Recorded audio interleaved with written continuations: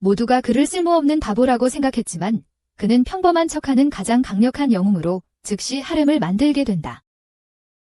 알라는 예전에는 가장 강력한 영웅이었지만 개인적인 삶을 희생하면서까지 쓸모없는 인간들을 구하는 것에 지쳤다. 그래서 그가 죽을 위기에 처했을 때 옆에서 울고 있는 여신에게 다음 생에서는 평범한 남자처럼 살고 싶다는 소원을 빌었다. 그의 소원이 이루어지고 그는 공작의 패배자 아들이 된다. 어느 날 그는 자신의 침실에서 깨어나고 그의 동생이 문을 두드리며 아버지가 그들을 만나고 싶어 한다고 말한다. 그의 아버지는 즉시 알란을 모욕하기 시작하며 수년이 지나도 여전히 레벨 1의 패배자라고 비난하고 그의 스탯이 전혀 증가하지 않았다고 말한다. 게다가 그는 다른 귀족 자녀들처럼 신으로부터 어떤 신성한 선물도 받지 못했다. 그는 알란을 가족에서 쫓아내며 그가 실패자이고 가족의 명예의 오점이라고 주장한다. 앨런은 성을 나서며 아무렇지도 않은 표정을 짓습니다. 그는 이 순간을 기다려왔고 이제 인생을 즐기며 다른 사람들을 걱정하지 않으려 합니다. 하지만 전생의 능력이 여전히 남아있음을 깨닫습니다. 어디론가 떠나려던 찰나 저 멀리서 소녀의 비명소리가 들립니다. 몬스터들에게 공격받고 있는 2명의 소녀가 있었습니다. 톰보이 기사 베티는 게 몬스터들을 향해 칼을 휘두르고 찌릅니다. 하지만 산산조각 내도 몬스터들은 바로 회복됩니다. 베티는 리사 공주에게 도망치라고 말하며 개 몬스터들을 막아섭니다. 하지만 공주는 베티를 두고 갈 수 없다며 단호하게 그녀 옆에 서서 베티가 몬스터들을 막는 것을 돕습니다. 앨런은 마법의 눈으로 멀리서 이 광경을 지켜봅니다. 그리고 어릴 적 파티에서 어떤 남자들이 자신을 무능하다고 놀렸던 기억을 떠올립니다.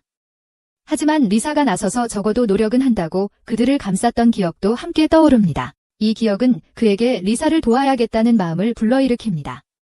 무능한 여전사가 쓰러지는 순간 개 몬스터 중 하나가 베티를 핥히고 그녀는 그 자리에 쓰러집니다. 괴물들이 이를 마치려 하고 있지만 앨런은 모든 마법 에너지를 모아 번개보다 빠르게 달려 마지막 순간에 공주 앞에 나타나 개의 목을 붙잡습니다.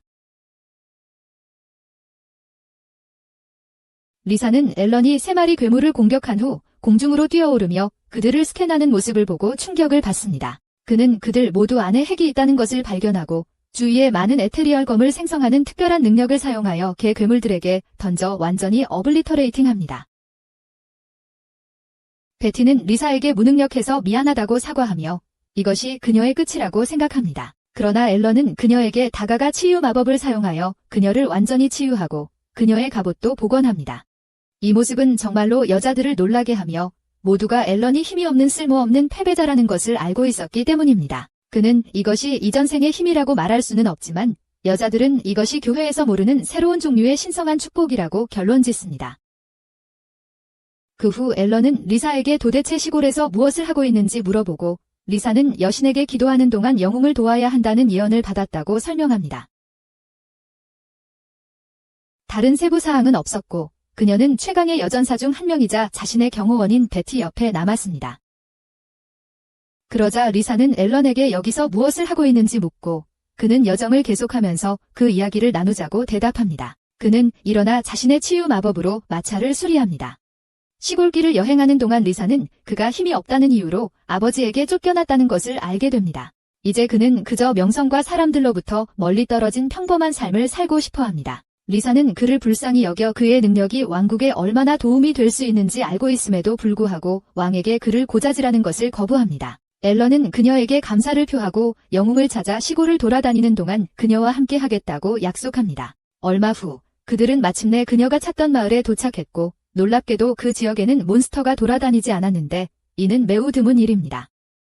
그들은 마을을 돌아다니지만 빈 것처럼 보이다가 결국 한 무리의 사람들을 발견하고 한 소녀가 노인의 집에서 쫓겨나는 모습을 본다. 이 평평한 가슴의 소녀는 현재의 영웅인 아키라로 이전 생에서 앨런이 가졌던 전능한 검을 지니고 있다.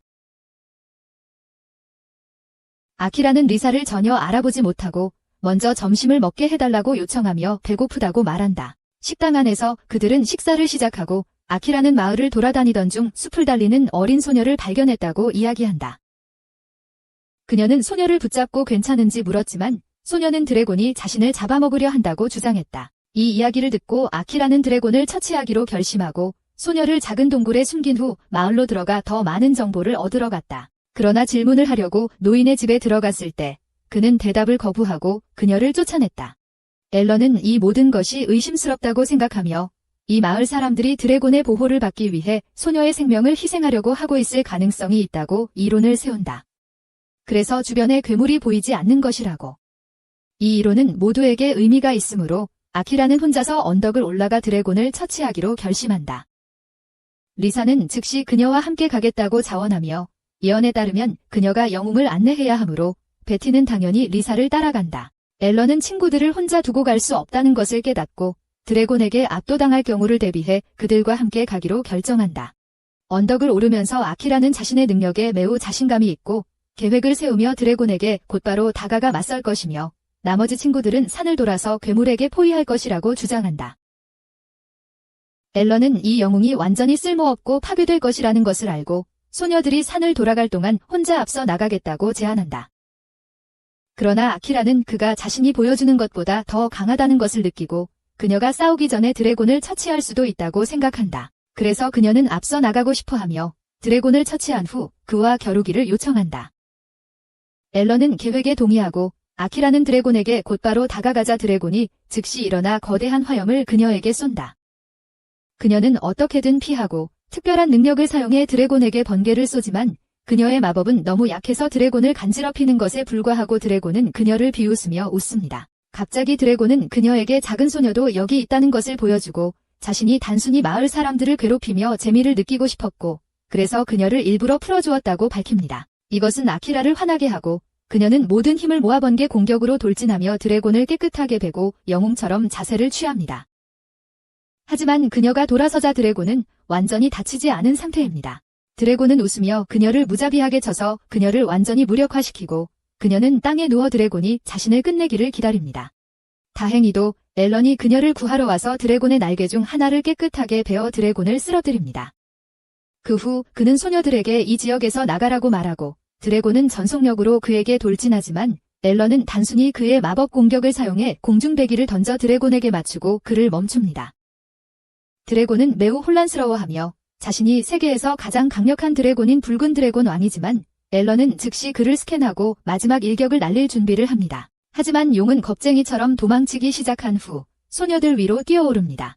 그는 앨런이 한 걸음 더 나아가면 그들을 죽이겠다고 약속합니다. 하지만 앨런은 아랑곳하지 않고 돌진하여 검으로 용을 관통시키고 용을 완전히 파괴하는 궁극의 기술을 발휘합니다. 모두가 승리를 기뻐하고 앨런은 소녀들이 그의 도움 없이 이 세계에서 하루도 생존할 수 없다는 것을 깨닫고 리사의 일이 끝날 때까지 은퇴를 미루기로 결심합니다. 다음 날 아침, 그는 나무 아래에서 깨어나 리사가 그를 바라보고 있는 것을 발견합니다. 그는 주위를 둘러보며 작은 소녀가 앉아 지켜보는 가운데 영웅 아키라와 베티가 누가 가장 강한지를 결정하기 위해 스파링을 하고 있는 모습을 봅니다. 갑자기 앨런은 어제 리사가 아키라가 부상당했을 때 성급 힐링 매직을 사용했다는 것을 기억합니다. 하지만 리사는 이 정보를 다른 사람에게 누설하지 말라고 말하며 이것은 그녀가 지켜온 비밀이라고 합니다.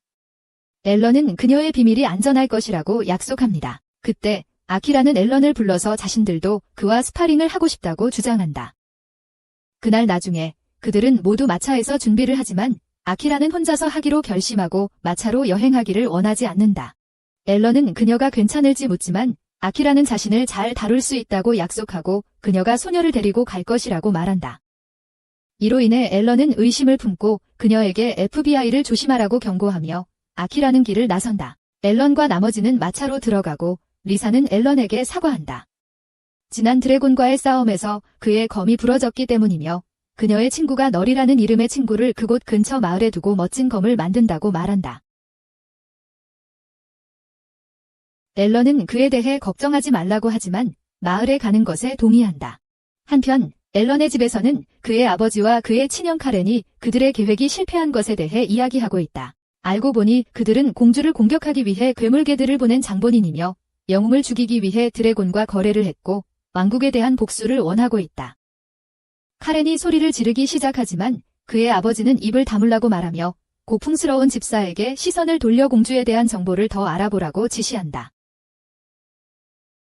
마을에서는 알란이 다양한 반인반수들이 돌아다니는 모습을 보고 충격을 받으며 널의 집으로 향한다.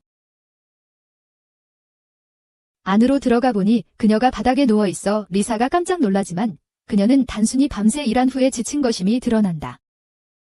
리사가 그녀를 치료해준 후 알란을 위해 검을 만들어 달라고 부탁하지만 그녀는 즉시 거절하며 급히 검을 닦고 수리해야 하는 고객이 많다고 주장한다.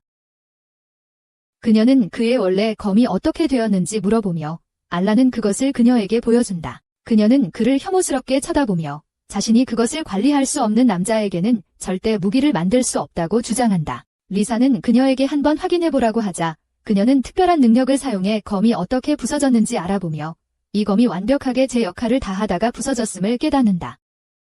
이것은 그녀의 마음을 바꾸게 하고 그녀는 알란을 위해 일을 하기로 동의한 후 평화롭게 일할 수 있도록 모두를 내보낸다. 그 후 세 사람은 밤을 보낼 여관을 구하려고 마을 안으로 들어가기로 합니다.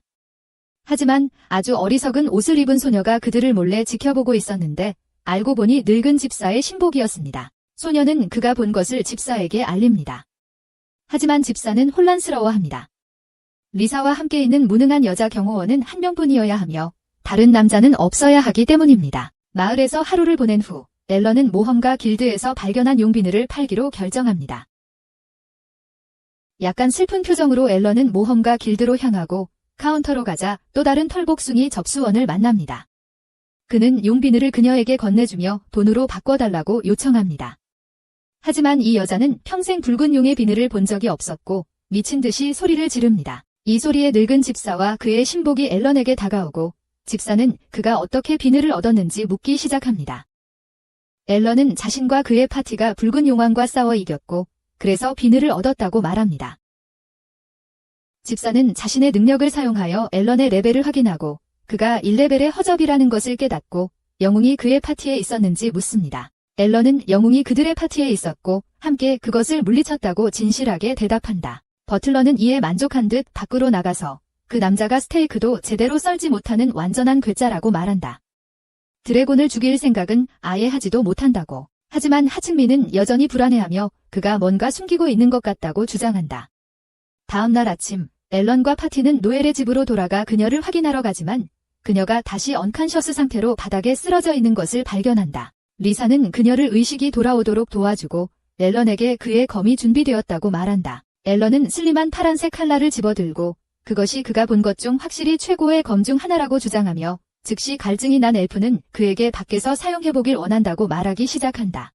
리사는 즉시 그것을 중단시키고 노엘이 아무것도 하기 전에 휴식을 취하도록 강요한다. 그 후 그들은 숲으로 나가 몬스터를 처치하려고 한다. 가는 길에 그들은 대화를 시작하고 앨런은 노엘에게 그녀가 왜 검스미스인지 묻는다. 보통 드워프들이 하는 일이다. 노엘은 그녀가 어린 엘프였을 때 가족을 잃었기 때문이라고 말한다. 숲을 헤매던 중 그녀는 당신보다 더 남자다운 드워프인 바네사에게 구출되었다. 바네사는 그녀를 돌봐주었지만 불행한 사고가 발생하고 그녀를 영원히 잃게 되었다. 그녀가 더 설명하기도 전에 집사가 다시 나타나 숲속에서 이유도 없이 그곳에 있었고 그는 괴물을 죽이러 온 것인지 물어본다.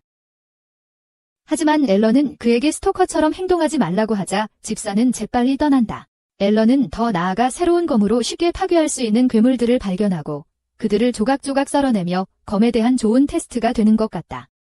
하지만 이 굶주린 노엘은 여전히 만족하지 않으며 더 강한 괴물들을 죽여야 한다고 주장하고 그를 숲속 깊은 곳으로 끌고 간다. 갑자기 앨런은 멈추고 그의 마법의 눈을 사용한 후 그의 검으로 앞에 있는 마법의 장벽을 베어내어 거대한 늑대 호랑이 괴물을 드러낸다. 노엘은 이것이 바네사를 죽인 것임을 깨닫고 PTSD 증상을 보인다. 그래서 그녀는 앨런에게 즉시 그것을 처치하라고 요청하지만 앨런은 어떤 올바른 결정을 내려야 할지 혼란스러워 서 있습니다. 노엘은 과거를 회상하기 시작하며 어린 시절 끔찍하게 방치당했던 기억을 떠올립니다. 비록 바네사가 그녀를 집으로 데려다 주었지만 바네사는 거의 그녀와 대화하지도 않고 신경 쓰지 않았으며 대부분의 시간을 강한 결의로 칼날을 계속 두드리는 데 보냈습니다. 노엘은 바네사의 관심을 끌기 위해 상상할 수 있는 모든 방법을 시도했지만 아무 소용이 없었고 음식을 원할 때조차도 반응이 없었습니다. 이것은 그녀를 조금 화나게 해서 그녀는 집에서 찾을 수 있는 것을 무엇이든 먹으러 갔지만 그 이후에도 바네사는 기계처럼 칼날을 계속 두드리며 그녀에게 침묵을 지켰습니다.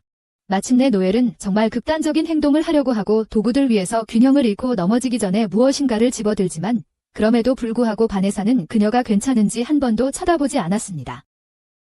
결국 그녀는 테이블에서 잠이 들었고 다음 날 아침이 오자 바네사는 드디어 칼날을 완성했고 그때서야 노엘은 그녀의 얼굴에서 미소와 비슷한 것을 봅니다. 드디어 그녀는 현실로 돌아오고 눈에 눈물을 가득 담고 앨런에게 그 생물을 파괴하라고 말합니다.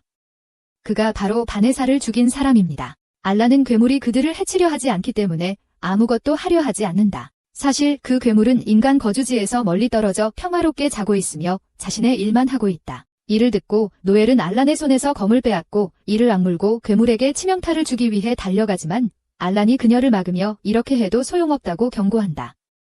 괴물 주위에는 특정 수준 이하의 공격이 통하지 않는 보호 마법이 있기 때문이다.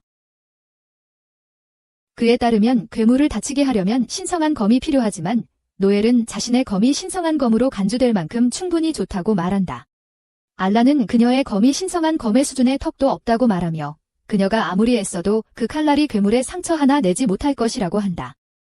그렇게 말한 후 그는 그녀가 하고 싶은 대로 하라고 말하며 떠나기 시작한다. 다음 저녁 그는 마을로 돌아가 리사와 베티를 만나고 숲 깊숙한 곳에서 일어난 일에 대해 전체 이야기를 들려준다.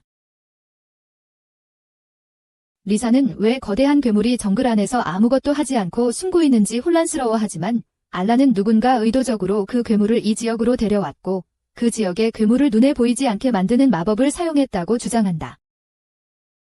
그는 리사에게 돌아서서 그녀가 여기 오고 싶었던 진짜 이유가 무엇인지 묻는다. 그녀가 단순히 검을 만들기 위해 여기 올 리가 없다고 의심하기 때문이다. 리사는 부끄럽게 웃으며 그가 맞다고 인정하고 그들은 그들의 군대 장군의 살인을 조사하기 위해 여기 왔다고 밝힌다.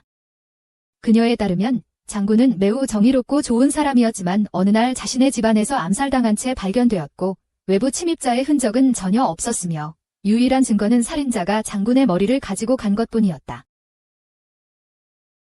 베티는 이것이 악마의 소행이라고 의심하지만 왜 악마가 이렇게 은밀하게 장군을 죽이려 했는지는 알지 못한다.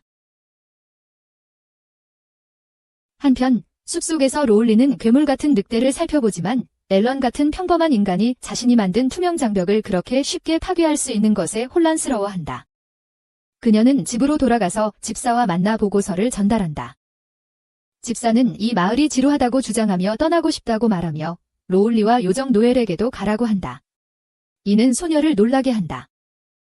집사는 그것을 알아차리고 그녀에게 돌아와 그녀에게 선택의 여지가 없다고 말하며 그녀의 목에 노예 목걸이가 나타난다. 그날 밤 앨런이 검의 문제점에 대한 정보를 준 후 노엘은 다시 칼날 작업을 시작했고 이번에는 그 어떤 것에도 뒤지지 않는 칼날을 만들겠다는 결심을 굳혔습니다.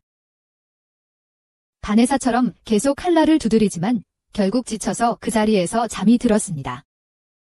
꿈속에서 그녀는 다시 그 끔찍한 날의 사건들을 목격합니다. 그들의 집이 괴물 같은 늑대와 바네사를 없애려는 집사의 공격을 받았던 날, 바네사는 신성한 보물에 필적할 만한 검을 만들려고 했기 때문입니다. 늑대가 그녀를 집 안으로 밀치자 그녀는 뒤로 미끄러지지만 공격을 하려고 달려들기 전에 몸을 가누었습니다. 하지만 놀랍게도 그녀의 칼날이 늑대에 닿는 순간 칼날은 수천 조각으로 산산조각이 났고 늑대는 날카로운 이빨로 그녀를 갈기갈기 찢었습니다. 피가 이빨을 타고 흘러내리는 괴물은 노엘을 끝장내려고 돌아섰지만 갑자기 거대한 번개가 괴물을 강타했고 영웅이 노엘 앞에 나타났습니다. 늑대는 아랑곳하지 않고 그녀를 공격하려 하지만 그녀는 다시 한번 괴물을 감전시켰고 괴물은 아무렇지도 않다는 듯이 털어낸 후 다시 공격했습니다. 영웅은 반격하여 신성한 검으로 괴물의 얼굴을 베었습니다. 그 모습에 집사는 충격을 받고 현장에서 도망치기로 결정했습니다. 영웅은 바네사를 구하지 못한 것을 사과하지만 노엘은 바네사가 그 칼에 모든 정성을 쏟았는데도 충격에 산산이 부서진 것에 괴로워한다. 그녀는 마음껏 울며 신성한 검보다 더 나은 검을 만들겠다고 다짐한다.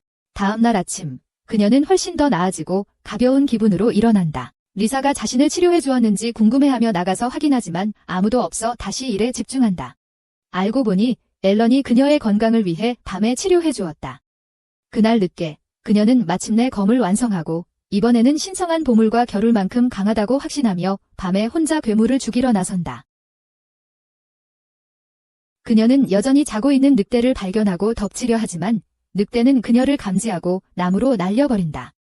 그 후 간신히 일어서려는 순간 집사가 나타나 대부분의 사람들은 늑대에게 맞으면 죽는데 그녀의 맷집을 칭찬한다. 그녀는 다시 한번 괴물 쪽으로 돌진하지만 형편없는 애니메이션의 힘 덕분에 늑대는 피하고 그녀의 등을 차버린다. 집사는 그녀에게 마지막 기도를 하라고 하지만 괴물이 그녀를 죽이려는 순간 앨런이 중간에 나타나 늑대를 베어낸다. 집사는 웃으며 앨런에게 이것이 그의 계획이었다고 말하는데 사실 그 전능한 존재가 공주님의 방에 들어가 그녀를 잠들 때 끝내려고 했지만 침대가 비어있는 것을 발견한다. 즉시 베티와 리사가 뒤에서 그녀를 부르는데 앨런이 만든 장벽 덕분에 그들은 투명 마법을 뚫고 볼 수 있다. 전능한 존재는 즉시 공격하려 하지만 베티가 그녀를 가로막고 약간의 공방 끝에 그녀를 밀어낸다.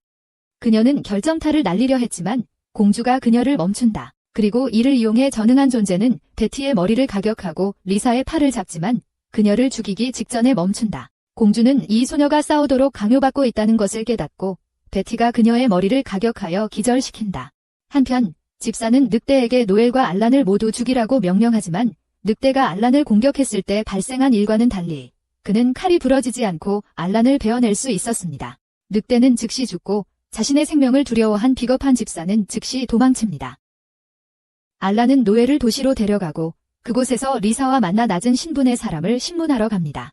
그들은 그녀가 집사가 그녀의 마을을 습격하고 모든 사람을 죽였을 때 노예가 되었음을 알게 되고 그녀는 집이 없기에 집사를 위해 일할 수밖에 없었습니다. 이것은 노엘에게 자신의 어린 시절을 떠올리게 하고 베네사와 비슷하게 그녀는 낮은 신분의 사람에게 다가가 묶여있는 것을 풀어주며 그녀를 자신의 집으로 데려가 함께 살 것이라고 주장합니다.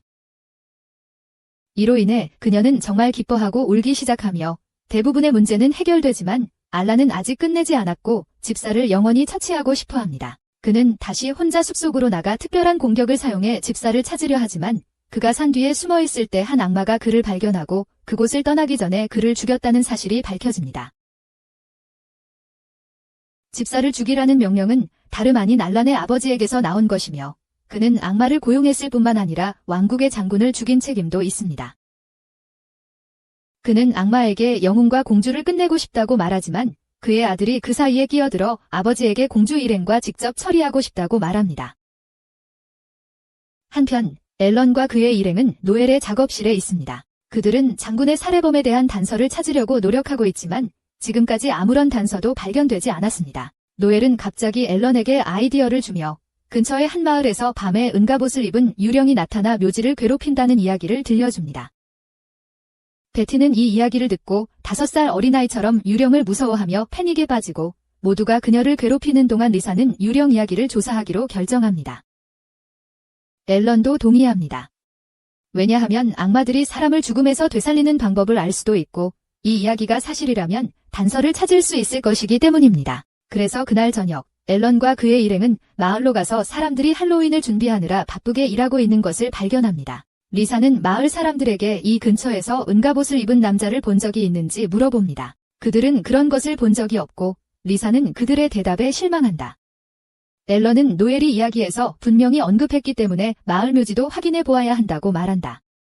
그들은 묘지가 비어있는 것을 발견하지만 베티는 완전히 경계하고 있으며 나뭇잎이 바스락거리는 소리를 듣자마자 즉시 뒤를 돌아본다. 그녀는 적을 예상했지만 그녀가 발견한 것은 완전히 하얀 눈을 가진 남자뿐이다. 그들은 아무 의심 없이 남자를 따라가며 그가 마을 촌장의 집으로 안내하는 대로 따른다. 그들은 마을 촌장을 만나고 그는 이 지역에서 은갑옷을 입은 유령을 본 적이 없다고 부인한다. 하지만 위로의 의미로 그는 리사와 다른 사람들을 초대해 내일 열리는 축제를 함께 관람하라고 한다. 앨런은 그 제안을 즉시 수락하고 마을 촌장은 그들의 숙소를 마련해준다. 리사는 방에서 잠이 들고 어린 시절을 꿈꿉니다. 기사이자 그녀의 경호원이었던 삼촌을 봅니다. 그녀는 삼촌을 매우 좋아했고 삼촌 또한 그녀를 매우 사랑했습니다. 갑자기 마루 바닥이 삐걱거리는 소리에 잠이 깨고 무슨 일이 있는지 확인하려고 밖으로 나갑니다.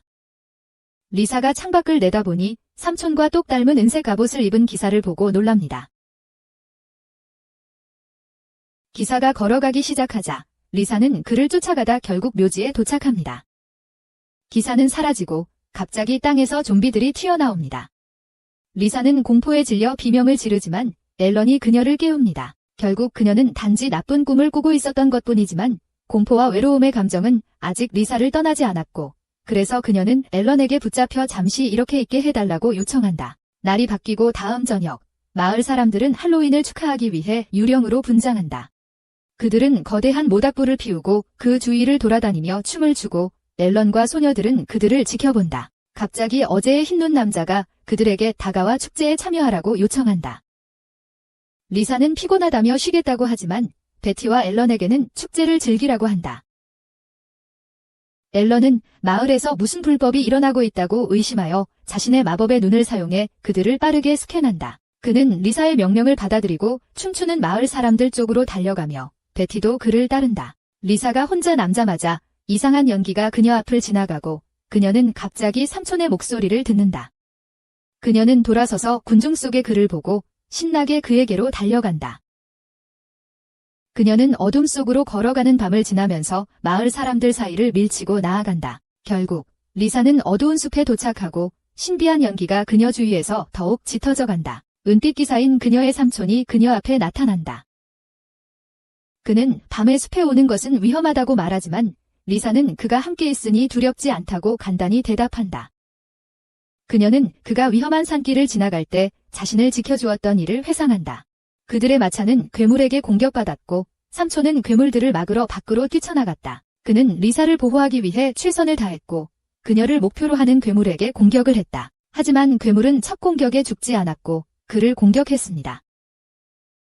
기사는 심각한 부상을 입었고 괴물은 그를 턱으로 물고 하늘로 날아올랐습니다. 기사는 괴물의 심장을 꿰뚫을 만큼 모든 힘을 쏟았고 둘 다 아래 강으로 떨어졌습니다.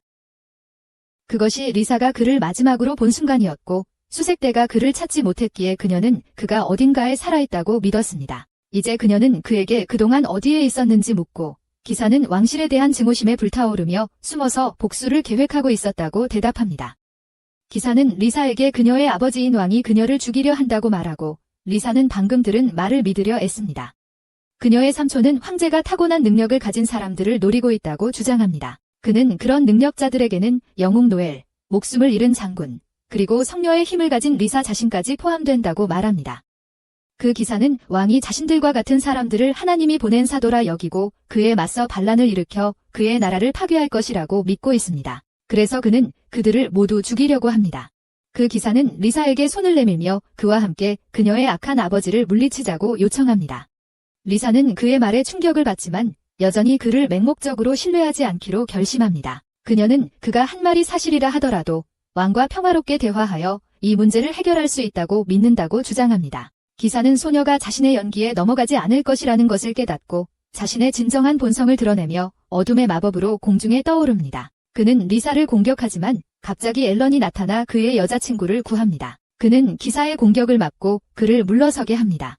알라는 자신이 이 모든 시간 동안 리사를 지켜보고 있었다고 밝히고 지금 기사가 악마에게 조종당하고 있다는 것을 알고 있다. 그는 마법의 힘을 사용하여 기사의 몸에 걸린 주문을 깨고 그를 악마의 통제에서 해방시킨다. 리사는 삼촌에 대해 걱정하지만 그는 일어나서 그녀에게 자신은 이미 죽었기 때문에 그녀의 걱정은 헛되다고 말한다. 그는 자신이 자신의 조카를 공격하도록 강요한 주문에서 풀어준 알란에게 감사를 전한다. 그는 자신이 리사에게 왕이 그녀를 죽이려 한다고 한 것은 거짓말이었다고 밝힌다. 그런 다음 기사는 알란에게 리사를 잘 돌봐달라고 부탁하고 알란은 그녀를 안전하게 지킬 것이라고 약속한다. 기사는 그 말을 듣고 기쁘고 이후 마지막 부탁을 알란에게 하며 그와 한번 겨뤄보자고 도전한다. 알란은 그 도전을 기꺼이 수락하고 기사가 먼저 그에게 돌진한다. 알란은 그의 첫 공격을 막고 두 남자는 검술 기술을 선보이며 서로 가격을 주고받는다. 리사는 그들을 보며 자신의 삼촌이 세상의 모든 위험으로부터 자신을 보호하겠다고 약속했던 순간을 회상한다. 그 약속은 그보다 더 강한 남자가 그녀의 곁에 서기 전까지였다. 오늘은 삼촌의 오랜 소원이 이루어진 날이며 알란에게 패배한 후 리사의 무릎에 누워있는 삼촌은 그녀에게 울음을 그치라고 말한다. 그는 자신에게 그녀가 정말로 딸과 같았고 마지막 숨을 거두기 전에 그녀의 평생 행복을 기원한다고 말한다. 그날 밤 알란이 요새화된 벽에서 마을을 지켜보던 중 마을 우두머리가 그에게 다가온다. 우두머리는 알란에게 그들의 비밀을 얼마나 오래 알고 있었는지 묻고 알란은 처음부터 알고 있었다고 밝혔다. 이 마을의 모든 사람들은 죽었고 마을 우두머리는 그들을 마법으로 조종하고 있었다. 알란은 그 사실을 알면서도 이 평화로운 마을을 방해하고 싶지 않다고 말한다. 하지만 마을 촌장은 그의 자비로 살아남을 생각이 없다. 왜냐하면 그가 사실은 악마이기 때문이다. 그는 좀비들을 소환하여 공격하지만 앨런은 자신의 힘을 사용하여 촌장의 좀비 지배를 끊는다. 그런 다음 그는 날아오르는 배기를 날려 악마 촌장과 그의 모든 좀비들을 둘로 갈라놓는다. 그들은 산산이 조각나고 촌장은 마법핵을 남긴다. 다음 날 여정을 계속하면서 앨런은 마법핵을 분석하고 그 안에 자신의 동생의 힘을 발견한다. 그는 리사의 삼촌의 부활과 장군의 죽음 뒤에 자신의 동생이 있었다고 믿는다. 하지만 리사는 갑자기 병사로부터 메시지를 받는데 그 메시지는 죽었다고 생각되었던 장군이 갑자기 돌아왔다는 것이며 아무도 이 소식을 믿을 수 없다는 것이다. 한편 앨런의 동생 브래든 모든 것이 꼬이기 시작한 날을 꿈꾸고 있다. 그날은 그의 어머니가 돌아가신 날이었고 아버지는 마음을 잃고 세상에 대한 모든 믿음을 잃었습니다. 그는 아들들을 경멸과 경시로 바라보는 쓴맛을 느끼는 남자가 되었습니다. 브래든 아버지가 어떤 일을 겪고 있는지 이해하기에는 너무 어렸고 자주 그에게 모욕을 당했습니다. 하인들은 브래디 어머니를 잃었음에도 불구하고 놀기만 한다고 이야기하며 그의 나이에 비해 훨씬 더 성숙한 앨런과 비교했습니다. 브래든 그 리젠트먼트를 앨런에게 쏟아내고 아버지처럼 자신을 깔보는 것에 대해 그를 비난했습니다. 그는 갑자기 차가운 땀에 젖어 깨어나고 꿈에 대한 좌절감에 베개를 주먹으로 쳤습니다. 곧 그는 아버지를 맞이하러 가고 아버지는 편지를 읽으며 미친 듯이 웃고 있습니다. 아버지가 손에 들고 있는 편지는 그가 이 왕국과 신들에 대한 복수를 시작할 때가 되었다고 선언하면서 불타오릅니다. 아버지의 반응에 경악한 브래든 자신이 이 가족을 떠날 유일한 적임자라고 생각한다. 한편 죽은 장군이 살아났다는 소문이 도시에서 퍼지기 시작한다. 뿐만 아니라 부활한 장군은 왕에 대한 반란에 가담한 것으로 보이며 시민들을 자신의 편으로 설득하려 하고 있다. 왕국의 기사단 에드워드 대위와 그의 조수가 도시를 거닐며 가십과 소문을 듣고 있다. 조수는 이러한 소문이 피할 수 없는 것이었다고 생각하지만 의심스러울 정도로 빠르게 퍼지고 있다고 말한다. 에드워드 또한 누군가가 의도적으로 소문을 퍼뜨리고 있다고 믿으며 조수가 장군의 부활에 대해 어떻게 생각하는지 묻는다. 그는 장군이 사기꾼이든 유령이든 상관없다고 대답한다. 왜냐하면 그가 왕국의 적처럼 행동한다면 기사단은 그를 처치할 것이기 때문이다. 그는 만약 장군이 살아있었다면 자신과 같은 결정을 내렸을 것이라고 확신한다. 그들은 골목에 들어서고 그곳에서 긴 망토를 입은 인물이 갑자기 나타난다. 두 기사는 싸울 준비를 하지만 그 남자는 부분적으로 망토를 벗어내어 자신이 교회의 대주교임을 드러낸다. 에드워드는 그가 왜 이렇게 위험한 곳에 혼자 있는지 묻고 대주교는 그와 비밀리에 이야기하고 싶다고 답하며 그를 따라오라고 초대한다. 에드워드는 그의 초대를 받아들이지만 그의 보조는 여전히 의심을 품고 있다. 그는 전투를 할 것이 아니며 단순히 정보를 수집하기 위한 여행이라고 주장한다. 그는 대주교와 함께 떠나지만 그의 보조는 여전히 불안한 기분을 떨쳐버릴 수 없다. 대주교는 에드워드를 기사훈련장으로 안내한 후 곧바로 떠나버린다. 에드워드는 훈련장에 혼자 남겨지고 갑자기 누군가 뒤에서 그를 공격한다. 그는 공격자의 살기를 제때 감지하고 공격을 멈추지만 그가 자신의 오랜 친구이자 앨런의 아버지 크레이그임을 알게 된다. 에드워드는 그를 막아서고 두 사람은 여러 해 동안 변한 것이 없다며 인사를 나눈다. 에드워드는 아내의 장례식 이후로 크레이그를 보지 못했다며 갑자기 왜 여기에 왔는지 묻는다. 크레이그는 그를 바보라고 부르며 웃는다. 그는 대주교가 이미 자신들의 소나기에 있다고 밝히며 아직 무슨 일이 일어나고 있는지 이해하지 못한 에드워드를 공격한다. 에드워드는 크레이그의 공격을 막으며 설명을 요구하고 크레이그는 더 이상 이 세상이 필요 없다고 선언한다. 다른 장소에서 브래든 마차를 타고 계획을 실행하기 위해 이동 중이다. 하지만 그의 머릿속에는 어머니의 죽음에 대한 기억만 가득하다. 그 당시 그는 죽음의 개념을 이해하지 못했고 알렌에게 왜 엄마가 깨어나지 않는지 물었다. 알렌은 모든 사람은 언젠가 죽는다고 간단히 말하고 그의 손을 잡아주며 위로했다. 그때 그들의 관계는 나쁘지 않았고 브래든 밤에 잠을 잘 수 없을 때마다 알렌을 방문하곤 했다. 그는 아빠가 그를 실패자라고 부른 적이 있어서 알렌에게 자신이 실패자인지 물었다. 알렌은 브래드에게 그가 실패자가 아니며 기회를 주지 않고 그의 가치를 판단하는 사람들에게 신경 쓰지 말라고 설득하려 했다. 하지만 그는 아빠의 말보다 형의 말을 믿을 수 없어서 그저 울기만 했고 알렌에게서 도망쳤다. 곧 그는 성장하기 시작했고 아버지는 그를 인정하여 대신 알렌을 실패자로 대하기 시작했다. 브래드는 아빠의 관심을 받게 되어 기뻤지만 모두가 그를 패배자라고 부르는데도 알렌은 전혀 신경 쓰지 않는 것에 대해 좌절감을 느꼈다. 브래드는 그가 그들의 가문 이름에 부끄럽다고 말했지만 앨런은 그가 잘못된 길을 걷게 된다면 언제든 자신에게 도움을 청하라고 말했습니다. 수수께끼 같은 인물이 브렛 앞에 나타나자 브렛은 향수에 젖은 생각에서 벗어났습니다. 그 수수께끼의 남자는 준비가 완료되었으니 브렛이 자신의 상황을 보고하라고 말했습니다. 브렛은 자신의 능력을 사용하여 대주교를 조종하고 에드워드를 유인했다고 대답했습니다. 그 수수께끼의 남자는 에드워드가 1m 반경 내의 모든 능력을 무효화할 수 있기 때문에 골치 아픈 상대이며 그래서 전장에서 무적이라고 여겨진다고 생각했습니다. 브렛은 자신의 아버지가 이미 에드워드를 처리하고 있으므로 걱정할 필요가 없다고 주장했습니다. 최악의 시나리오가 발생하면 그는 에드워드의 능력에 영향을 받지 않고 계획을 실행하기 위해 자신의 특수 능력을 사용할 준비가 되어 있습니다. 그는 그 수수께끼의 남자에게 자신의 측이 끊임없이 실패를 거듭해왔다며 이번에는 성공할 수 있을지 묻자 그 남자는 분노했습니다. 갑자기 그의 파트너가 바로 옆으로 순간이동하며 영웅이 나타났다고 보고한다. 그들은 브렛에게 실패는 용납되지 않을 것이라고 경고한 후 사라지고 그는 형처럼 실패하지 않겠다고 다짐한다. 한편 영웅 아키라와 그녀가 입양한 소녀사라는 도시를 여행하고 있다. 아키라는 자신들을 따라오는 후드티를 입은 인물을 발견하고 그녀는 빠른 걸음으로 나아간다. 고립된 지역에 도착하자 그녀는 스토커들에게 숨지 말고 나오라고 말하고 4명의 후드티 남자가 그녀 주위에 나타나 그녀를 죽이겠다고 선언한다. 아키라는 그들이 그렇게 할 능력이 없다고 생각하고 공격자들도 동의한다. 그러나 그들은 사라와 그녀의 마을 사람들에게 걸었던 주문을 활성화시켜 그녀를 살아있는 폭탄으로 만든다.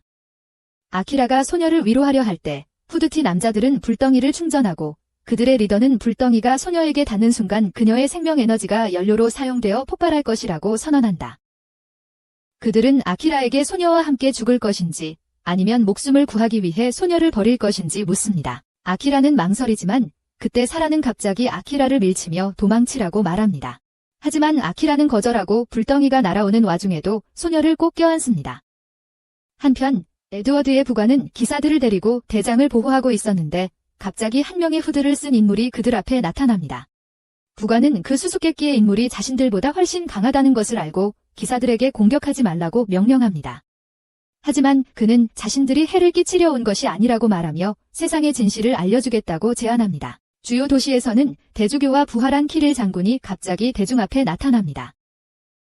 그들은 브렛이 자신의 특수 능력을 사용하여 조종하고 있습니다. 시릴 장군은 사람들에게 자신에 대한 정보로 인해 발생한 혼란과 공포에 대해 먼저 사과합니다. 그 후 그는 즉시 자신의 의제로 넘어가서 이제 이 세상에 대한 진실을 이야기하겠다고 말합니다.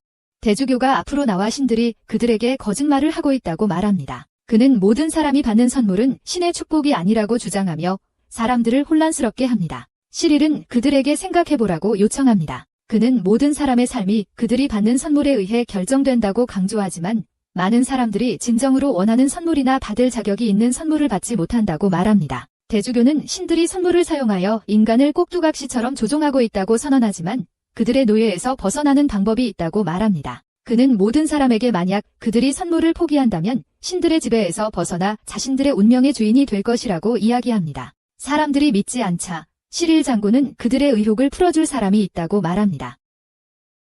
그러자 브렛이 등장하여 모두에게 뒤를 돌아보라고 합니다. 그들은 거대 한개 같은 괴물을 발견하고 놀랍니다. 브렛은 그 괴물이 여러 가지 일을 돕기 위해 인공적으로 만들어졌다고 걱정하지 말라고 합니다. 시릴은 그 괴물 하나가 10,000명의 병사와 맞먹으며 약점이 없다고 말합니다. 모두 장군의 말을 믿지만 그 능력에도 불구하고 인공 생명체가 모든 사람의 능력을 대체할 수는 없다고 생각합니다. 브렛은 이제 자신의 능력이 발휘될 때라고 말합니다. 그의 능력은 마리오네트라고 불리며 대주교는 그것이 개인의 진정한 잠재 능력을 이끌어낼 수 있으며 설령 그들이 자신의 능력을 포기하더라도 그 도움으로 훨씬 강해질 수 있다고 주장합니다. 그는 능력은 그들이 자신의 의지로 개발한 것이며 세상을 새로운 번영의 시대에 이끌 것이라고 확신합니다. 사람들은 이제 그들을 믿기 시작하지만 브렛이 세상을 떠나면 어떻게 될지 궁금해합니다. 그는 그 질문을 기다리고 있었고 그에게 대답할 후드로 가린 동료 중 한 명을 호출했습니다. 그는 자신이 세상을 떠나면 그의 친구들이 사람들을 돕기 위해 그들의 선물을 포기하고 숨겨진 잠재력을 받아들일 것이라고 선언합니다. 신비로운 인물이 후드를 벗자 그것이 실제로 악마임을 드러냅니다. 군중은 그것을 보고 패닉 상태에 빠지지만 브렛은 그가 악마들과 친근한 관계를 성공적으로 확립했다고 그들을 안심시킵니다. 그는 악마들이 그들에게 선물에 대한 진실을 알려주었고 그들이 그것을 없애는데 도움을 줄 수 있는 존재라고 선언합니다. 그는 모두에게 좋은 삶을 살기 위해 선물이 필요하지 않다고 말하고 사람들은 그의 말을 진리로 받아들이며 환호합니다. 브렛은 그들의 칭찬에 젖어 자신이 그들에게 꼭 필요한 존재라고 생각한다. 한편 에드워드와 크레이그의 싸움은 끝을 향해 가고 있으며 기사단장은 패배 직전이다. 그는 크레이그의 능력을 무효화했다고 확신하지만 크레이그는 그것 없이도 너무 강력하다. 그는 갑자기 자신의 힘의 원천이 자신의 능력이 아니라 레벨이라는 것을 깨닫고 크레이그는 이를 확인해준다. 그는 레벨업을 통해 인간의 한계를 뛰어넘어 신조차 죽일 수 있는 힘을 얻을 수 있다고 선언한다. 에드워드는 곧 무장 해제되고 무릎을 꿇게 되고 크레이그는 그에게 검을 겨누는데 갑자기 후드를 쓴 사람이 경기장에 들어온다. 크레이그는 그에게 영웅을 물리쳤냐고 묻지만 그 사람은 대신 그를 공격하고 그가 영웅 아키라 자신임을 드러낸다. 악마들이 그녀를 공격했을 때 사라는 폭발하는 대신 보호막을 발산하여 아키라가 악마들을 끝낼 기회를 주었다. 그녀는 앨런이 그들이 헤어지기 전에 사라에게 주문을 덮어씌운 것을 기억했고 덕분에 모든 것이 평화롭게 해결되었다. 한편 에드워드의 조수는 망토를 쓴 악마가 그에게 준 가르침을 거부하고 선물들이 그들을 통제하기 위해 사용되고 있더라도 그들은 자신의 의지로 왕국을 보호하는 기사라고 말한다. 그와 그의 부하들은 칼을 뽑지만 악마는 단순히 사라지고 기사들을 하나씩 사냥하기 시작한다. 조수조차 부상을 당하지만 그는 아직 자신의 기사로서의 이상을 포기할 준비가 되어 있지 않다. 갑자기 여기사 베티가 그를 지원하기 위해 나타난다. 도시 광장에서는 브레디 사람들이 그를 구세주로 받아들이며 영광을 누리고 있을 때 갑자기 익숙한 목소리가 그가 즐기고 있는지 묻는다. 그는 앞을 바라보며 앨런이 여기 있음을 발견하고 그로 인해 브렛 안에 쌓여있던 분노가 폭발하며 형과 맞설 준비를 한다. 앨런은 단순히 베티가 악마와 맞서고 있는 모습을 보여주는 작은 홀로그램 프로젝터를 꺼낸다. 그녀는 악마에게 웨스트펠트 가문과 공모하여 시릴 장군과 라이제 공주를 암살하려 했는지 묻습니다. 악마는 사실이라고 확인하고 베티는 그의 목적을 묻습니다. 여자가 자신의 손에 죽을 것이라고 확신한 악마는 그녀에게 자신의 계획을 밝힙니다. 그러나 그의 말을 앨런에게 실시간으로 전달하는 장치를 들고 있는 하급자가 그곳에 있다는 사실을 모른 채 악마는 장군과 라이제처럼 강력한 능력을 가진 사람들은 그들의 계획에 방해만 될 것이라고 말합니다. 이 메시지는 도시 광장에 있는 모든 사람들에게 들리고 브렛은 자신의 계획이 발각되자 당황합니다. 그는 앨런이 자신에게 방해가 된다고 화를 내며 그들의 계획에 걸림돌이 되지 말라고 크게 소리칩니다. 모두가 그것을 듣고 브렛은 자신이 실수했음을 깨닫습니다. 갑자기 라이제 공주가 나타나 모두에게 자신이 암살 시도를 당했고 자신이 본 것과 같은 인공 괴물에게 공격을 받았다고 말합니다. 사람들은 그녀를 믿고 브렛은 자신의 계획이 결코 성공하지 못할 것을 깨닫고 미쳐버립니다. 그는 광인처럼 웃기 시작하며 알란에게 자신이 다음에 하는 일에 대해 책임을 묻지 말라고 말합니다. 그는 자신의 마리오네트 능력을 이용하여 기사들을 조종하여 대중을 공격하게 하지만 알란은 그보다 먼저 반응하여 실을 끊어버립니다. 대주교와 장군도 브렛의 능력이 효과를 잃으면서 의식을 잃습니다. 그는 분노에 차서 비명을 지르며 인공적으로 만든 괴물들을 풀어놓습니다. 모두가 그것을 보고 당황하고 리세가 사람들을 안전한 곳으로 안내하는 동안 알란은 자신의 형을 바라봅니다. 그는 자신이 브렛을 더 잘 키웠더라면 이렇게 되지는 않았을 것이라고 생각하지만 과거를 생각해보면 브렛은 자신의 모든 도움 제안을 거절했다는 것을 확신합니다. 이제 그는 형이 구원할 수 없는 악당이 되는 것을 막기로 결심합니다. 브렛은 그에게 뛰어들며 실패자라고 외치고 그의 실을 쏘아 보낸다. 알란은 그 실을 간단히 잡고 형을 끌어당긴 다음 단 한 방에 기절시킨다. 한편 리제는 울고 있는 아이를 위로하고 알란은 그녀에게 대피와 다른 일을 맡겨달라고 한다. 그는 지금 아버지의 악한 계획을 저지하고 싶지만 리제는 그것이 그에게 감정적으로 힘든 전투가 될까 걱정한다. 알란은 아버지가 자신을 얼마나 차갑게 대했는지를 기억하지만 어쨌든 그의 악행을 멈추고 싶어 한다. 한편 베티는 거리에서 악마와 싸우고 있다. 전투는 야경 보조에게 혼란스럽다. 왜냐하면 그가 보는 것은 날이 맞부딪히며 튀어나오는 불꽃뿐이기 때문이다. 베티는 로울리의 도움을 받아 투명해져서 악마가 그녀를 마주할 수 없게 한다. 악마는 자신이 상대가 되지 않음을 깨닫고 물러나려 하지만 하수인이 이를 알아차리고 그에게 단검을 던진다. 베티는 즉시 행동에 나서고 악마의 심장에 치명적인 일격을 가한다. 악마가 분해된 후 보조대장이 베티 앞에 무릎을 꿇고 감사의 인사를 한다. 그녀는 그들에게 할 일이 있다고 말하며 악마들이 도시 곳곳에서 동시에 공격하고 있다고 전한다. 그녀는 아직 싸울 수 있는 모든 이에게 시민들을 구하라고 요청하고 보조대장은 목숨을 걸고서라도 모두를 구하겠다고 맹세한다. 갑자기 노엘이 그곳에 도착해 그들을 지원할 멋진 무기를 가져온다. 한편 영웅 아키라와 에드워드 대장은 그들을 코너로 몰아넣은 크레이그와 대치하고 있다. 그는 강렬한 어두운 아우라를 발산하고 있으며 아키라는 그가 그들의 모든 움직임을 쉽게 예측하고 있다고 느낀다. 에드워드는 그녀에게 크레이그의 선물이 언더테이커라고 말하며 이것이 그로 하여금 여러 가능한 미래를 볼 수 있게 해준다고 말한다. 그러나 그것은 너무 많은 집중을 요구하고 사용자의 몸에 큰 부담을 준다. 에드워드는 크레이그에게 그의 아내가 권력을 위해 그런 조치를 취하기를 원하지 않았을 것이라고 말한다. 크레이그는 아내의 죽음을 반복해서 예견했고 그가 무엇을 하든 그 미래를 바꿀 수 없었다고 말한다. 그는 그녀를 잃은 후 무력하고 희망이 없다고 느꼈고 그녀의 삶이 신들의 장난감에 불과하다고 생각했다. 크레이그는 아내 마리엘의 선물이 성모라고 말하며 눈물을 흘리기 시작하고 그녀는 세상을 구할 영웅을 낳아야 했다고 한다. 그러나 그녀는 선물조차 받지 못한 앨런 같은 실패를 낳았다. 그는 자신의 몸에서 붉은 번개를 내뿜으며 그녀의 선물과 죽음의 목적이 무엇이었는지, 영웅을 낳을 수 없었다면 무엇이었는지 외친다. 이제 그는 세상에서 모든 선물과 신들까지도 지우려고 결심했습니다. 붉은 번개가 사라지고 크레이그의 몸을 다시 어두운 기운이 감쌉니다. 아키라는 그에게 단순한 진실은 그가 아내의 죽음을 극복하지 못했기 때문이라는데 굳이 더 자세히 설명할 필요가 없다고 말합니다. 크레이그는 그녀의 말이 맞다고 말한 뒤 갑자기 자신의 생명력을 엄청난 힘으로 바꾸기 시작합니다. 그는 아키라를 향해 어둠의 마법 광선을 쏘고 아키라는 번개로 맞서 싸우지만 둘은 호각지세입니다. 하지만 크레이그는 공격에 더욱 힘을 실어 영웅을 압도하고 아키라를 날려버립니다. 아키라는 벽에 부딪히며 의식을 잃고 에드워드만이 크레이그에 맞서게 됩니다. 에드워드는 크레이그가 악마의 힘을 사용하고 있음을 깨닫고 자신을 잃기 전에 그 힘을 사용하지 말라고 말합니다.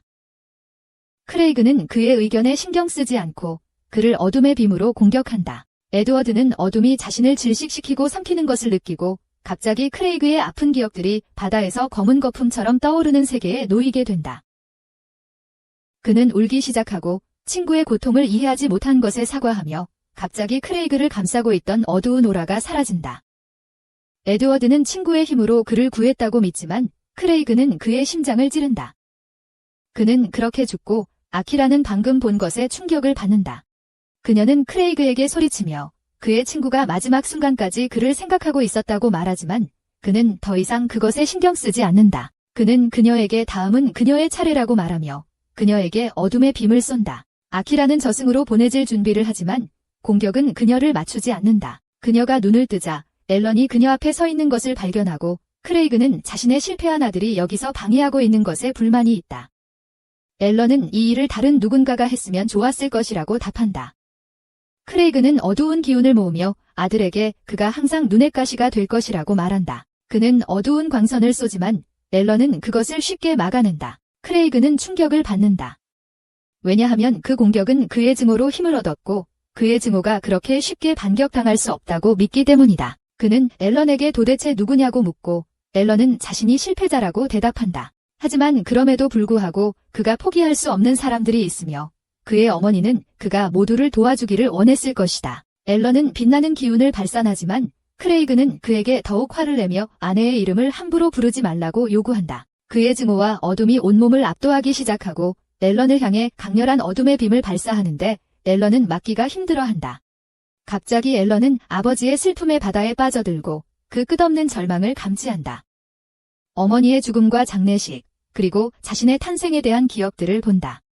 앨런은 처음으로 부모님이 서로 얼마나 사랑했는지 깨닫지만 그럼에도 아버지가 세상을 파괴하게 둘 수는 없다. 그는 자신의 모든 힘을 풀어 자신을 둘러싼 어둠을 몰아낸다. 그리고 특수 기술을 사용하여 여러 개의 영혼의 검을 소환하여 크레이그에게 날린다. 크레이그는 강력한 공격을 직격으로 맞지만 첫인상으로는 괜찮아 보인다. 하지만 갑자기 몸을 떨기 시작하고 입은 심각한 피해로 무릎을 꿇는다. 그는 낡은 검에 피를 토하고는 앨런을 향해 실패자라고 소리친다. 그는 자신의 힘을 과부하 모드로 끌어올려 한꺼번에 모두 방출하며 자신의 주위에 토네이도를 일으킨다. 그의 힘으로 하늘에 어두운 구름이 생성되어 자라나온 하늘을 뒤덮는다. 도시는 어둠에 잠기고 사람들은 세상의 종말을 예감하며 공황 상태에 빠진다. 하지만 라이즈는 모두에게 진정하고 앨런을 믿으라고 요청한다. 훈련장에서 크레이그는 여전히 엄청난 양의 어둠의 에너지를 방출하고 있으며 아키라는 이것은 인간의 능력을 넘어선 것이라고 말한다. 앨런은 이제 아버지를 막을 수밖에 없다고 말한다. 그는 아버지에게 달려가면서 점차 자신의 모든 힘을 방출하기 시작한다. 그는 속도를 높이고 플래시라는 궁극의 공격 중 하나를 사용하여 온몸을 빽빽한 마법으로 감싸고 크레이그를 향해 돌진한다. 그의 관통 공격은 토네이도와 충돌하며 어두운 에너지가 사방으로 튕겨나간다. 알라는 아버지의 방어를 뚫고 계속해서 나아가다가 갑자기 토네이도에서 어두운 촉수가 나타나 그를 붙잡는다. 그는 아버지의 마음속에 들어가게 되고 앞에는 아무것도 없는 어두운 구체만이 있다. 그는 구체에서 신음소리를 듣고 그것이 분노에 의해 감금된 아버지라는 것을 깨닫는다. 알라는 자신이 아버지와 크게 다르지 않다는 것을 깨닫는다. 그는 그동안 과거의 배신에서 도망치고 있었기 때문이다. 어떤 면에서 그는 부정적인 감정의 포로가 되는 것이 어떤 것인지 이해할 수 있다. 그래서 그는 아버지를 구하기로 결심한다. 그가 어두운 구체를 찌르자 갑자기 그의 앞에 밝은 빛의 기둥이 나타납니다. 빛의 기둥이 확장되기 시작하여 경로상의 모든 것을 집어삼키고 그와 함께 현실 세계에서 크레이그를 둘러싼 어둠이 사라집니다. 그러자 녹색 빛과 함께 그는 심하게 부상당한 채 다시 나타납니다. 신비롭게 반짝이는 나비가 그에게로 내려오고 그의 손에 앉자마자 크레이그의 몸이 무너지기 시작합니다. 그가 아무것도 없이 사라지면서 크레이그는 마침내 그의 실패한 아들이 마침내 자신의 운명을 받아들였다는 것을 받아들입니다. 그는 울면서 마지막 말로 아내의 이름을 부르고 신비로운 나비가 그를 저승으로 인도합니다.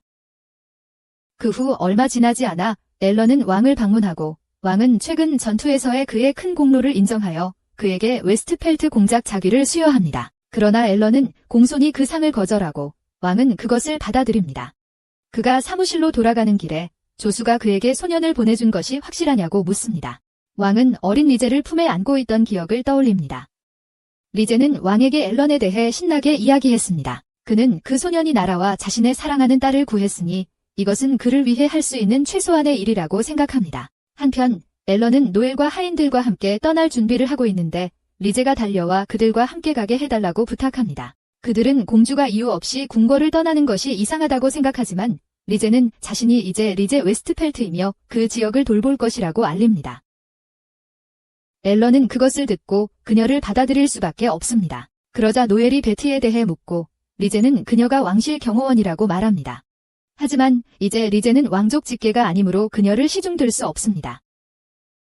그럼에도 불구하고 베티는 그녀를 도와줄 구멍을 찾기 위해 최선을 다하고 있다. 알라는 그녀가 없으면 괜찮을 것인지 묻고 리즈는 그가 곁에 있어 더 안전하다고 주장한다. 그렇게 그들은 마차에 올라타고 새로운 삶을 향해 출발한다. 하지만 그들은 알란과 같은 힘을 가진 또 다른 사람이 이 세상에 존재한다는 것을 모르고 있으며 그 사람은 그를 알고 있다. 그녀는 그가 왜 이 세상에 환생했는지 궁금해하며 곧 그 이유를 알아내기로 결심한다. 알라는 자신의 과거 생의 꿈을 꾸고 그 꿈에서 날개 달린 천사가 그가 죽어가는 침대에 누워있을 때 사과한다. 그녀는 그가 이렇게 끝날 것이라고 생각하지 않고 영웅으로 만들지 않았다고 울며 말하고 세상을 구해준 것에 감사하며 그의 마지막 소원이 무엇인지 묻는다. 그는 그 말에 꿈에서 깨어나고 아래층으로 내려가 리즈가 그의 아침을 준비하고 있는 모습을 본다.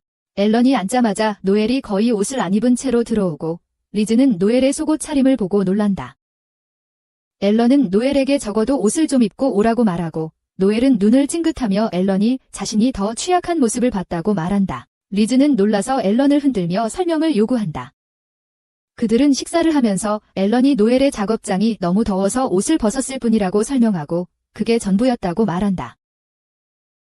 그러자 노엘은 앨런에게 새로운 무기를 시험하는 것을 도와달라고 하고 리즈는 서류 작업도 도와달라고 한다. 앨런은 리즈와 함께 약속까지 했고 앨런은 그 모든 약속들을 잊어버린 것에 놀란다. 갑자기 모험가 길드의 낡은 옷을 입은 여자아이가 앨런을 찾아온다. 앨런에게 엄청난 의뢰가 쌓였기 때문이다. 그 여자아이가 앨런을 끌고 가려 하지만 리즈와 다른 사람들이 그들을 막는다. 그들은 앨런과 시간을 보내기 위한 권리를 얻기 위해 서로 싸우기 시작하고 앨런은 갑자기 받는 주목에 당황해한다. 그는 모든 일을 해내지만 그로 인해 너무 지쳐버린다. 나중에 그는 모두에게 가까운 제국으로 기분 전환을 하러 갈 계획이라고 말하고 가는 길에 좋은 장소를 찾으면 거기에 영구히 정착하겠다고 한다. 리제는 그 소식에 불만을 표하지만 노엘은 로울리에게 그들의 왕국과 친밀한 관계를 맺고 있는 강력한 나라인 빅터 제국에 대해 이야기한다. 그 제국은 여러 난장이 대장장이들로 유명하며 노엘은 앨런과 함께 제국을 보러 가기로 결심한다. 로울리조차도 함께 가겠다고 말하고 노엘은 앨런에게 그들이 동행할 수 있도록 설득한다. 하지만 리제는 공작직을 관리하기 위해 남아있어야 한다. 그녀는 베티를 호출해 일을 맡기고 앨런의 여행에 함께할 수 있도록 한다. 가는 길에 노엘은 리제에게 공작령을 떠나 여행하는 것이 정말 괜찮은지 묻고 리제는 몇 가지 일을 확인하기 위해 제국을 방문해야 한다고 말한다. 제국이 그들과 우호적인 관계에 있긴 하지만 황제는 야심차고 몇 달 전 혼란기에 그들을 공격했을 것이다. 하지만 그들은 아무것도 하지 않았고 리제는 웨스트펠트의 새로운 공작 부인으로서 그들이 무슨 음모를 꾸미고 있는지 확인하고 싶어 한다. 곧 그들의 마차는 험한 산길을 지나가고 노엘은 불평하며 더 순탄한 길로 갈 수 없냐고 묻는다. 갑자기 앞쪽에서 모래늑대라는 괴물들을 발견한 앨런이 마차를 세운다. 노엘과 로울리는 그 괴물들이 얼마나 사나운지 이야기하지만 앨런은 즉시 그들에게 달려들어 몇 초 만에 없애버린다. 그는 마차로 돌아오지만 이제 누군가가 고의로 그들에게 모래늑대를 보냈다고 의심한다. 며칠 후 그들은 제국의 첫 번째 주요 도시에 도착한다. 활기차게 돌아가는 가운데 앨런은 경계하고 있다.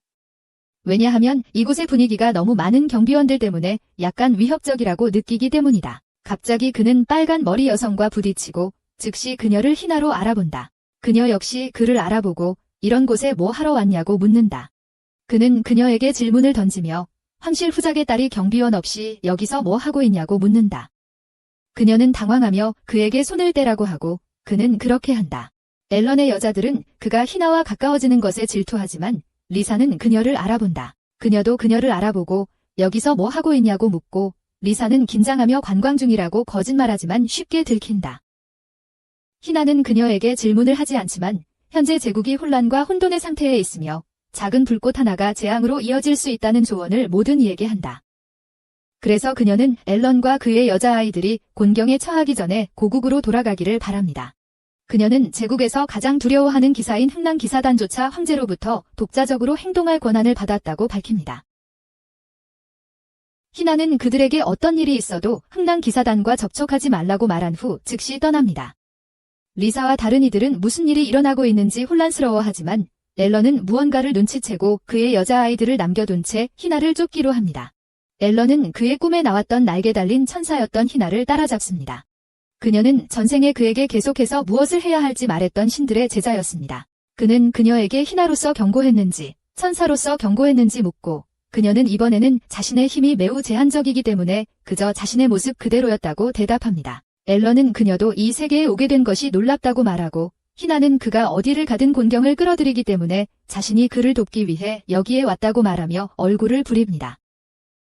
그녀는 그에게 평화롭게 살고 싶다면 서둘러 집으로 가라고 말하고 그는 감사하다고 한 뒤 간단히 떠납니다. 그가 자신의 소녀들을 찾고 있는 동안 멀리서 폭발이 일어나고 그는 그것을 확인하러 갑니다. 그는 경비원에게서 도망치는 한 남자를 발견하고 그가 자신에게로 다가오고 있습니다. 추적당하는 남자는 자신의 칼을 꺼내며 앨런에게 비켜서라고 말하고 앨런은 그를 가볍게 두드려 넘어뜨립니다. 갑자기 그 남자는 검은 연기에 둘러싸이고 그의 뒤에 마법진이 나타납니다. 그의 몸의 모든 구멍에서 피가 튀고 남자는 즉시 죽어버립니다. 즉시 기사들이 그곳에 오고 그들의 대장은 상황과 앨런의 존재에 대해 궁금해합니다. 그는 기사 대장이 그를 신문할 때 손을 들어 올립니다.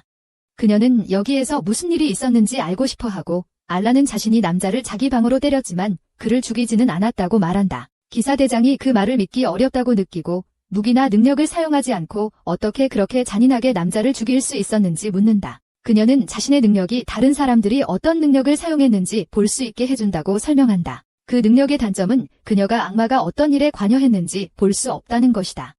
알라는 그녀에게 자신은 악마가 아니라고 말하지만 그녀가 쉽게 그 말을 믿지 않을 것이라는 것을 알고 있다. 그녀는 그가 확실한 증거를 제시하지 못한다면 그를 악마로 의심하여 체포하겠다고 단언한다. 기사 대장이 그를 잡으려 할 때 그는 갑자기 투명해지고 그녀는 당황한다. 그녀는 자신의 기사들에게 국경을 잠그고 알란을 어디서든 수색하라고 명령한다. 그동안 앨런은 로리의 도움으로 구출되어 희나, 리사, 노엘이 그를 기다리고 있는 하수구로 데려가진다. 희나는 그가 경고에도 불구하고 곤경에 빠졌다고 화를 내지만 그는 그녀가 자신의 여자아이들과 무엇을 하고 있는지 혼란스러워한다. 리사는 희나가 그들에게 다가와 로리에게 그를 도와주라고 말했을 때 그들이 그가 돌아오기를 기다리고 있었다고 설명한다. 앨런은 모든 것을 이해하고 로리의 능력이 악마의 본질을 가지고 있기 때문에 기사대장이 그녀를 붙잡지 못했다고 말한다. 그는 그녀가 일을 잘 해냈다고 머리를 쓰다듬어 준 다음 즉시 제국을 떠나자고 제안한다. 희나는 모든 국경과 게이트가 봉쇄되었기 때문에 그들이 탈출할 수 없다고 말한다. 로리의 힘조차도 그들을 도와줄 수 없는데 이번에는 기사들이 경기할 것이기 때문이다. 그때 앨런은 희나를 바라보며 그녀가 아마 그들을 도와줄 수 있을 것이라고 말한다. 그녀는 모두를 자신의 집으로 데려가고 집사는 알란을 알아봅니다. 그 역시 미친 아버지에게 쫓겨나기 전까지 그들의 가족을 섬겼던 집사 실라스를 알아봅니다. 실라스는 알란에게 희나가 그와 가족에서 쫓겨난 다른 사람들을 고용했다고 말하고 그녀는 당황해합니다. 그 후 그들은 안으로 들어가고 노엘과 로리는 소파에서 계속 튕기고 있습니다. 알란은 바로 본론으로 들어가서 제국에 무슨 일이 있는지 묻습니다. 희나는 1년 이상 전 황제가 암살당했다고 말하고 리사는 그래서 제국이 그들을 침략하지 않았던 것이라고 깨닫습니다. 노엘은 희나에게 외부인에게 이렇게 중요한 정보를 공개해도 괜찮은지 묻고 희나는 그들이 이 정보를 오용하지 않을 사람들임을 믿는다고 답합니다. 그들은 각자의 방으로 들어가고 희나는 밤에 알란을 방문합니다. 그는 그녀에게 암살 뒤에 악마가 있다고 의심하는지 묻고 그녀는 동의한다. 그녀는 오직 악마나 알란만이 왕의 경비를 뚫고 그를 죽일 수 있다고 믿으며 그는 그녀도 그렇게 할 수 있다고 말한다. 희나는 그렇게 할 만한 이점이 없다고 주장한다. 그때 알란은 그녀가 언제부터 자신을 지켜보고 있었는지 묻는다. 그렇지 않았다면 그녀는 집사를 고용하지 않았고 그가 제국에 들어온 직후에 그를 만나지 않았을 것이라고 말한다. 희나는 그건 그냥 우연이라고 말하며 자신의 방으로 나간다. 알란의 방을 나서자마자 그녀는 오랜만에 그의 미소를 보게 되어 기쁘다. 그들의 전생에서 그녀는 신들의 제자로 그의 곁에서 봉사했다. 그녀는 알란이 모든 사람들로부터 받은 증오 때문에 슬퍼하는 모습을 보았고 그래서 그녀는 그가 여기서 행복하게 살 수 있도록 하기 위해 이 세계에 환생하기로 결심했다. 희나는 언제나부터 알렌을 지켜봐왔고 자신은 그들 중에 없다는 사실이 질투나긴 했지만 알렌이 그를 행복하게 해주는 사람들을 만난 것을 기뻐했습니다. 곧 알렌의 일행은 희나의 성에 자리를 잡지만 노엘은 심심하다며 떼를 쓰기 시작합니다. 그녀는 제국이 유명한 드워프 공방을 보고 싶어 하지만 희나는 현재 도시가 삼엄한 경계하에 있으니 포기하라고 말합니다. 이것은 노엘의 정신건강에 심각한 타격을 주고 그녀는 상상 속에서 보이지 않는 칼을 만들기 시작합니다. 알렌은 흑색 늑대 기사들은 자신만을 노리고 있으니 노엘이 나가도 괜찮을 거라고 말합니다. 희나도 그 말에 동의하고 노엘은 매우 신이 납니다. 다음 날 그녀와 로울리는 도시로 나가 여러 대장간을 둘러본 후 길거리 음식을 먹어봅니다. 노엘은 갑자기 많은 엘프들이 자신을 쳐다보고 있다는 것을 알아챕니다. 그녀는 그들이 자신을 귀엽다고 생각한다고 착각하게 되고 팬들에게 사인을 해주는 모습을 상상하기 시작한다. 그러나 그들이 그녀에게 다가오자 로울리는 행동에 나서서 노엘을 그들로부터 끌어내며 그녀의 경호원 역할을 한다. 그들이 희나의 집으로 돌아오자 노엘은 지쳤지만 자신이 꽤 인기가 있다는 사실에 행복해한다. 희나는 그녀에게 자신이 엘프들 사이에서 인기가 있지만 그녀가 생각하는 이유는 아니라고 말한다. 희나는 노엘에게 자신의 인기가 왜 그런 것인지 알고 싶다면 따라오라고 하고 모든 그룹이 함께 간다. 그들은 비어있는 마당에 도착하고 희나는 그녀의 신성한 힘을 사용하여 밝은 빛의 플래시와 함께 모두를 숲으로 순간 이동시킨다. 모두 놀라움을 금치 못하고 희나는 그들에게 이것이 엘프의 숲이며 노엘이 여기서 자신에 대해 더 많이 배울 수 있다고 말한다. 리사는 그들이 방금 성에 있었던 것이라고 언급하고 희나는 그들이 같은 장소에 있지만 다른 차원에 있다고 설명한다. 그녀는 외부인을 싫어하기 때문에 엘프의 숲이 강한 장벽으로 보호받고 있다고 자랑합니다. 그들을 방문하는 사람은 누구나 기억이 지워지지만 희나는 숲에 자유롭게 들어갈 수 있는 허가를 가지고 있습니다.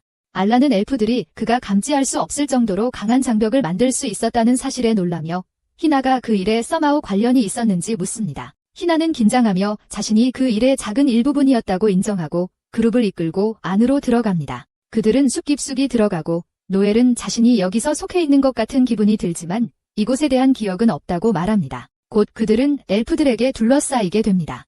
모두가 엘프들이 가까이 오자 경계 태세를 갖추지만 알라는 그들로부터 적대적인 의도를 느끼지 못합니다. 갑자기 엘프들이 무릎을 꿇고 희나는 그들의 군주가 돌아왔기 때문에 당연한 반응이라고 말합니다. 엘프들이 그들의 통치자를 집으로 환영하고 노엘은 그들이 자신에 대해 이야기하고 있는지 물으며 더듬거린다. 한 엘프는 그들이 오랫동안 그녀를 기다려왔다고 말하지만 노엘은 여전히 상황을 이해하지 못한다. 희나가 자신이 왕족의 피를 가진 마지막 남은 엘프임을 확인하자 그녀는 마침내 자신의 위치를 깨닫는다. 이전에 나온 엘프는 자신을 왕의 대표인 퍼시벌이라고 소개하며 다시 한번 노엘과 그녀의 친구들을 숲으로 환영한다.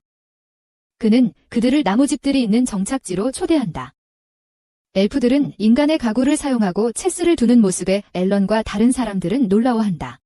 퍼시벌은 희나가 그들을 위해 모든 것을 가져왔다고 설명하려 하지만 그녀는 그에게 조용히 하라고 한다. 곧 2개의 뿔이 있는 아이들이 노엘에게 달려와 그들이 주운 도토리를 건넨다. 그녀는 각각 하나씩 받고 아이들은 내일 더 놀라운 것을 가져오겠다고 약속합니다. 퍼시벌은 아이들에게 꺼지라고 말하고 나무 뒤에 숨어있는 아이에게도 나오라고 합니다. 필이라는 소년이 숨어서 나오자 퍼시벌은 통치자가 바쁘니 가라고 합니다. 노엘은 그와 이야기할 시간이 있다고 말하지만 퍼시벌은 동의하지 않습니다. 필은 다른 아이들은 나쁜 사람들인데도 통치자와 이야기했다고 불평합니다.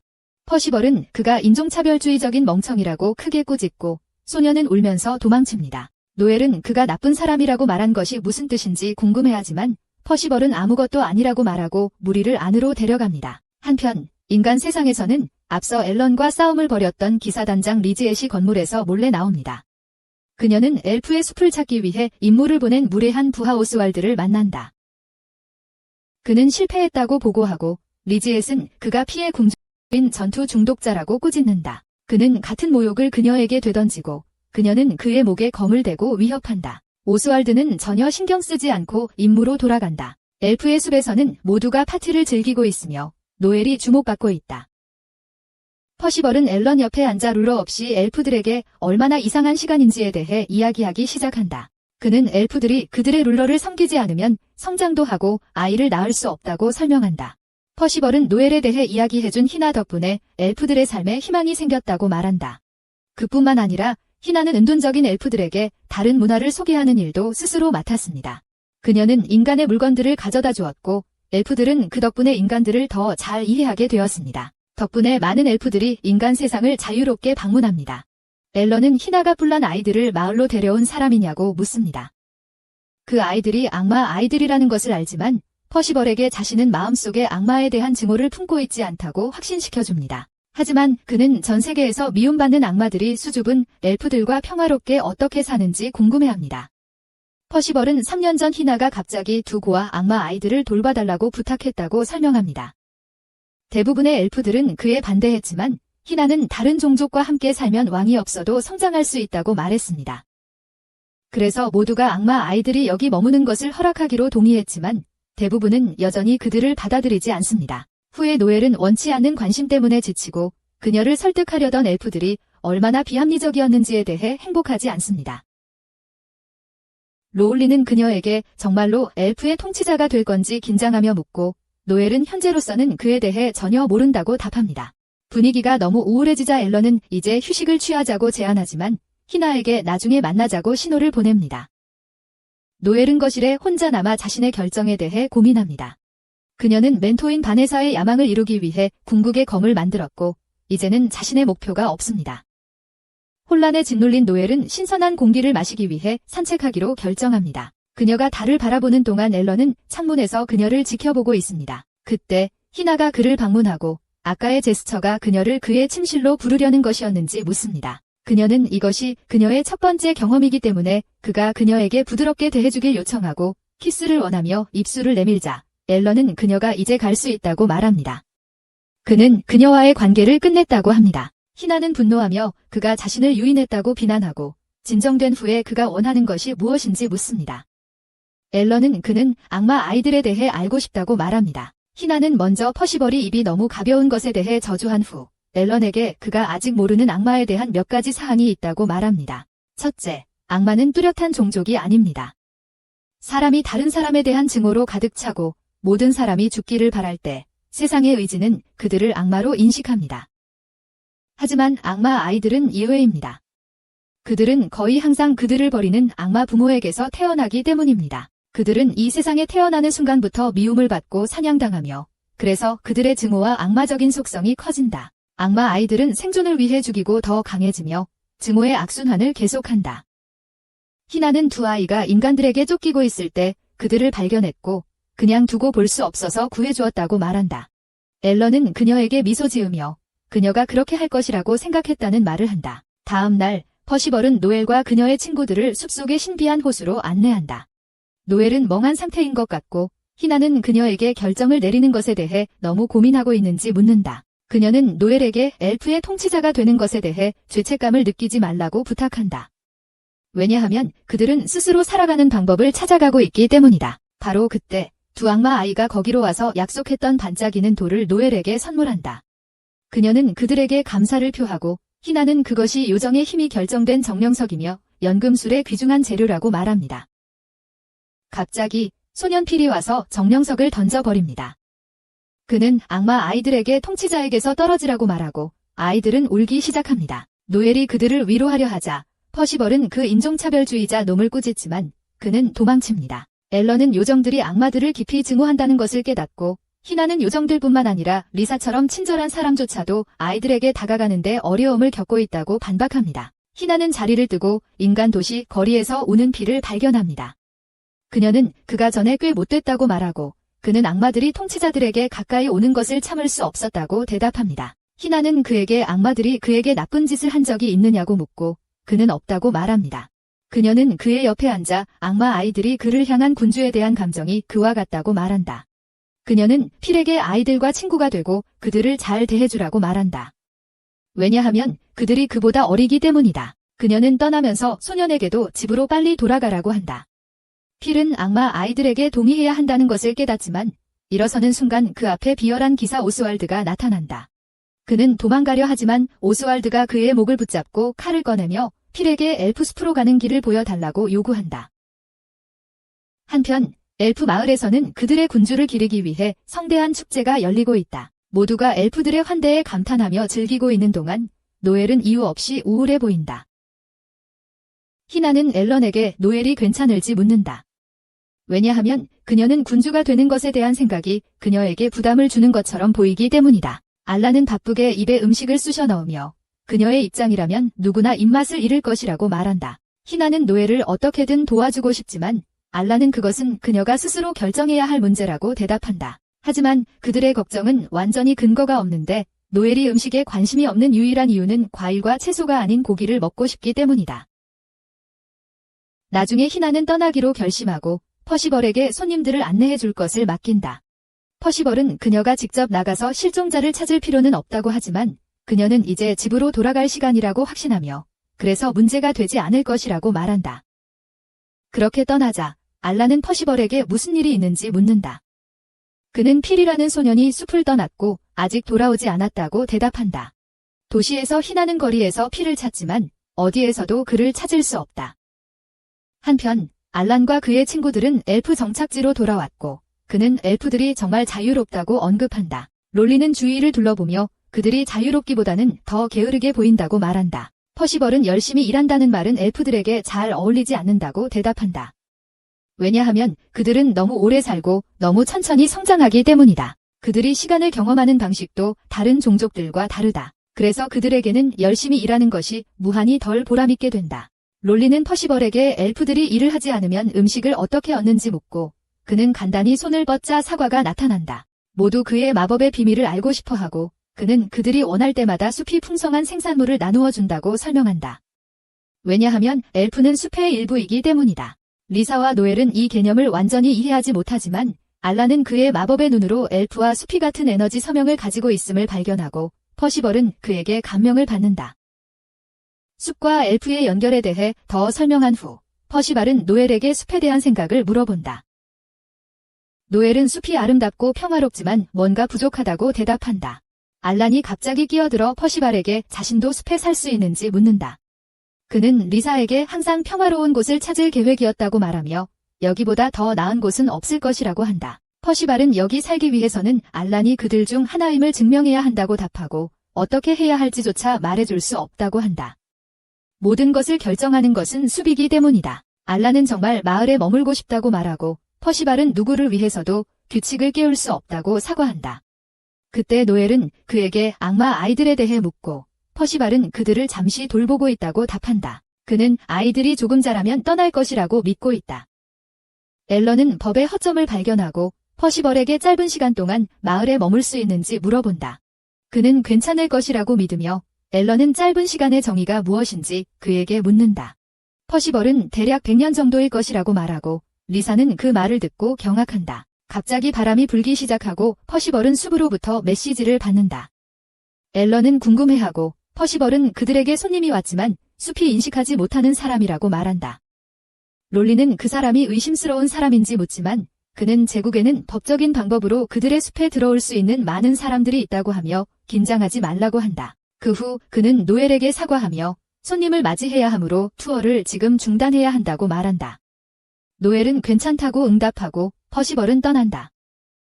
그 후 알라는 그들이 마을로 돌아가야 한다고 제안하지만 노엘은 숲을 탐험하고 싶어합니다. 하지만 그는 제국의 누군가와 마주치면 안 좋을 것이라고 생각하고 그녀는 이를 이해합니다. 그들은 숙소로 돌아가고 노엘은 자신만의 규칙으로 체스를 두는 롤리와 게임을 합니다. 한편 리사는 알란에게 정말 숲에 남을 계획인지 묻고 그는 진지하게 고려하고 있다고 대답합니다. 이 말에 그녀는 질투를 느끼고 그의 사랑하는 희나가 여기 있으니 당연히 여기 있고 싶어 한다고 투덜거립니다. 알란은 그녀의 질투를 이해하지만 희나와의 관계가 그녀가 생각하는 것과는 다르다고 확신시킵니다. 리사는 그 대답에 만족하지 않고 자세한 내용을 알려달라고 요구하며 그는 설명하기 어렵다고 초조하게 말합니다. 그는 자신과 희나가 운명 때문에 함께 얽혀 있는 것 같다고 말하며 이로 인해 리사는 다시 잘못된 생각을 하게 됩니다.